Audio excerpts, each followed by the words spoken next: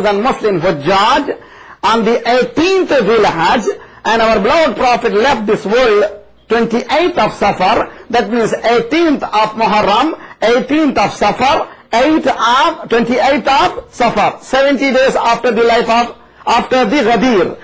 If 70 days, after 70 days, how could it possible? Entire Muslim Ummah, they forget the message. This is also very good question, very serious question, we entertain.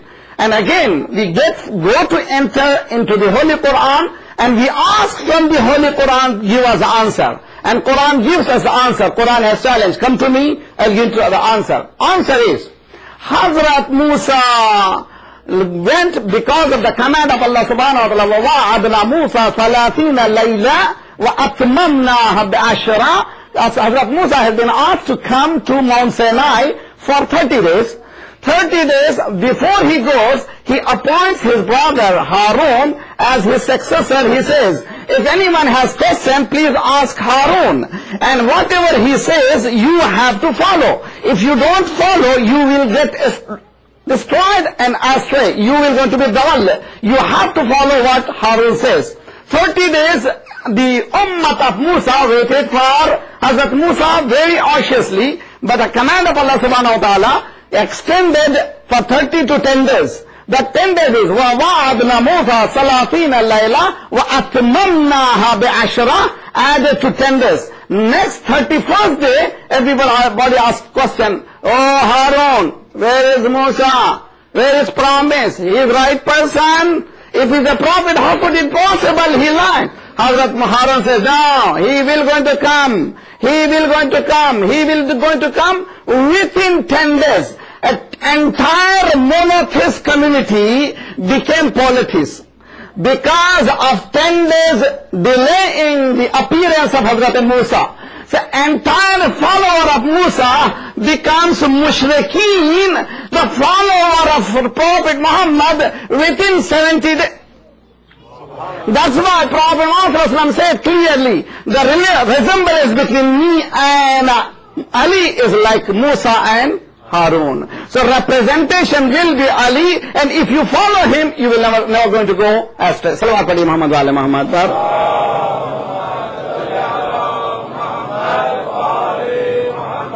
وَعَجِّلْ فَرَجَهُ. یہ ہمارے بچوں کے سوال کے جواب. اس کے بعد آپ آئیے دو چار جملے اور انشاءاللہ ختم کر دیں گے آپ کو, مگر یہاں سے جائیے. تو کل انشاءاللہ میں پڑھنے جا رہا ہوں ولایت کے اقسام وغیرہ. کل جو لوگ آتے ہیں شب جمعہ وہ لوگ بھی سنیں گے, اور پرسوں کے دن ہمارے پاس ایک مخصوص محفل ہے, انشاءاللہ اس میں بھی تشریف لائیے. آپ کی زحمتیں ہوں گی, زحمت کی انشاءاللہ کیجیے تو کچھ نہ کچھ نتیجہ نکلے گا. ولایت کا اثر آج قرآن مجید پھر پڑھیے. بسم اللہ الرحمن الرحیم. والضحى واللیل اذا سجى ما ودعك ربك وما خلا وللآخرة خیر لك من الاولى. ہمارے پاس شریعت فقہ جعفریہ میں واجب نماز میں بعض سورے ایک تنہا نہیں پڑھ سکتے, دو پڑھنے پڑتے ہیں. مثلا معوذتین, اگر کسی نے نماز واجب میں سورہ فلق شروع کر دیا اور سورہ الحمد کے بعد سورہ فلق سے ختم کر دیا تو اس کی نماز ناتمام ہے. اس کو فلق کے ساتھ اور ایک سورہ پڑھنا پڑتا, اس کا نام ہے سورہ ناس. یہ دونوں ملا کر کے ایک سورہ کہلاتے ہیں. اسی طرح سے اگر کوئی سورہ شروع کیا والضحیٰ کا, اس کے بعد یہ سورے کے بعد اگر اس نے علم نشرح نہیں پڑھا تو اس کی نماز ناتمام ہے شرعی فقہی اعتبار سے. یہ ہمارے پاس احکامات ہیں. برادران اہل سنت کے ہاں فرق یہی ہے کہ وہ کسی بھی سورے کی ایک آیت کو بھی پڑھ دیں تو ان کی نماز ہے. ہمارے پاس فرض نماز, واجب نماز ادا نہیں ہوتی. اس سورے میں ذات پروردگار نے نعمات کو یاد دلایا ہے سرکار کو. وہ نعمات کیا ہیں؟ فَأَمَّا الْيَتِيمَ فَلَا تَقْهَرْ. اس سے پہلے کیا کہا ذات پروردگار کا؟ أَلَمْ يَجِدْكَ يَتِيمًا فَآوَى. کیا تو یتیم نہیں تھا, ہم نے پرورش کی. تو یہاں پر ہم نے پرورش کی. ذات پروردگار تو کہاں سے آ گیا؟ کہ جو بھی ہمارے کام کرے گا اس کے کام کو ہم ہی کہیں گے. ارے بھائی سرکار نے کہا کہ وما رمیت اذ رمیت ولکن اللہ رمی. اے رسول تو نے کنکریاں نہیں پھینکی بلکہ ہم نے پھینکی. تو اب بعض وقت ذات پروردگار بندے کے فعل کو اپنا فعل کہتا ہے. یہ عجیب و غریب ہے. اے ابو طالب تو تیرے ایمان کی کیا دلیل پیش کرے؟ اس سے بڑی دلیل کیا ہوتی ہے کہ تو جس یتیم کو پالتا خدا کہتا ہے کہ تو نہیں پالا میں پالتا ہوں. صلوات پڑھیے محمد وعلی محمد پر. اللہ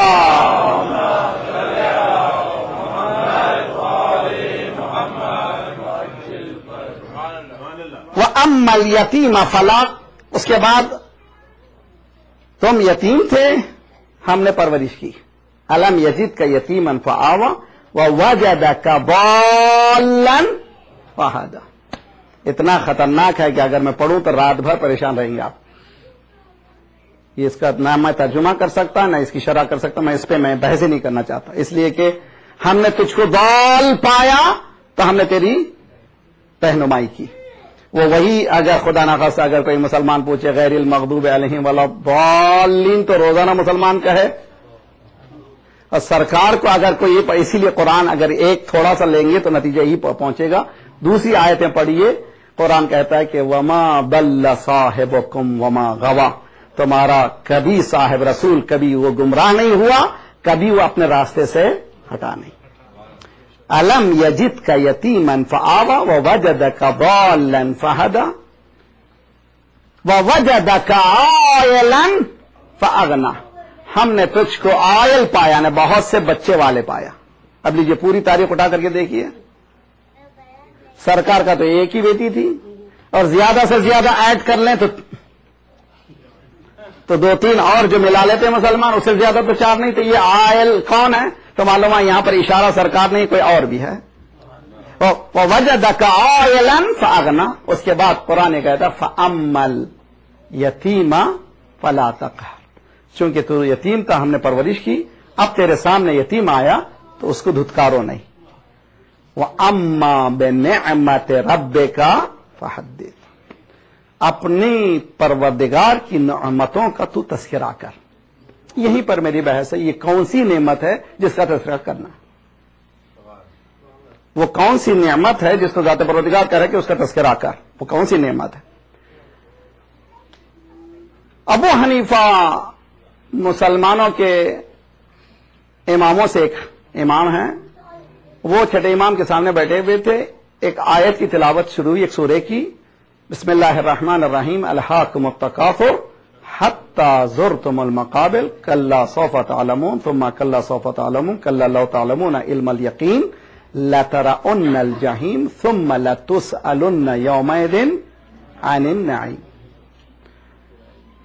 ابو حنیفہ سے چھٹے امام نے پوچھا ثم لتسألن یومئذ عن النعیم سے مراد کون ہے؟ کون سی نعمت ہے؟ یقیناً ذات پروردگار روز قیامت تم سے سوال کرے گا ان نعمتوں کے بارے میں. اس نے کہا فرزند رسول یہ نعمت نہیں ہے؟ خدا نے کھانا دیا، پینا دیا، کپڑا دیا، لباس دیا، گھر دیا، بیوی بچے دیا. حضرت امام صادق نے کہا کہ ابو حنیفہ تمہارے گھر میں مہمان رہا، فرض کرو کہ 10 دن مہمان رہا، اور 10 دن جب جانے لگوں تو تم یہ کہو گے کہ کھانا میں نے کھلایا، روٹی میں نے کھلائی، تو میں نے لباس دیا. سرکار یہ تو میں نہیں کہہ سکتا، یہ مجھے شرمندگی ہے کہ 10 دن کی بات ہے. جب تم ایک مختصر سے انسان 10 دن کھلاتے ہو تو نعمتوں کو گناتے نہیں ہو جو ذات پروردگار ایسا عظیم رب العالمین ہے وہ سوال کرے گا. تو پھر وہ کون سی نعمت ہے فرزند رسول کا؟ وہ نعمت ہے ہماری ولایت. وہ نعمت ہے ہماری ولایت. ذات پروردگار ہے محمد صلوات اللہ.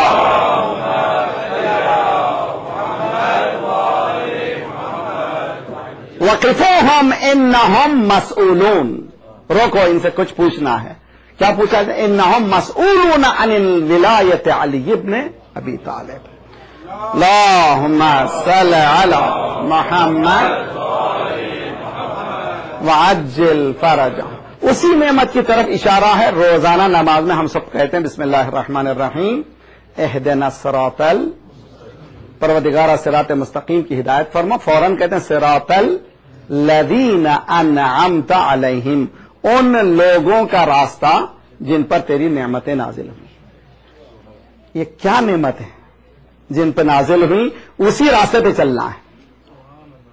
تو دیکھیے قرآن یہ کہتا ہے ان تعدوا نعمت اللہ لا تحصوها.